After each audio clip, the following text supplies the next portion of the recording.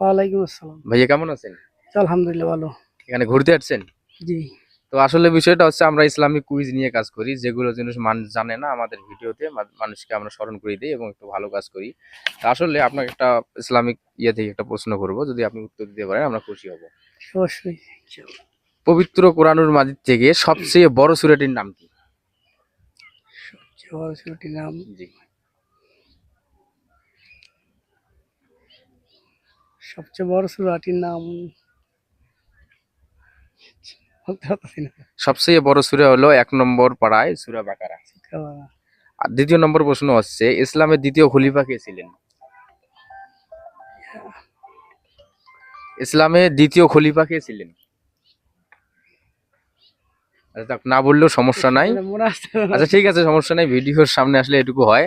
আসলে আরেকটা বিষয় হচ্ছে হযরত মুহাম্মদ সাল্লাল্লাহু আলাইহি সাল্লাম কত বছর বয়সে নবুয়তি লাভ করতেন? 40 বছর। জি, অসংখ্য ধন্যবাদ। আলহামদুলিল্লাহ, ভাইয়ের প্রশ্ন অবশ্যই ঠিক হয়েছে। আপনারা অবশ্যই ভাইয়ের জন্য দোয়া করবেন এবং আমাদের পেজটাকে আপনারা অবশ্যই ফলো করবেন। ধন্যবাদ।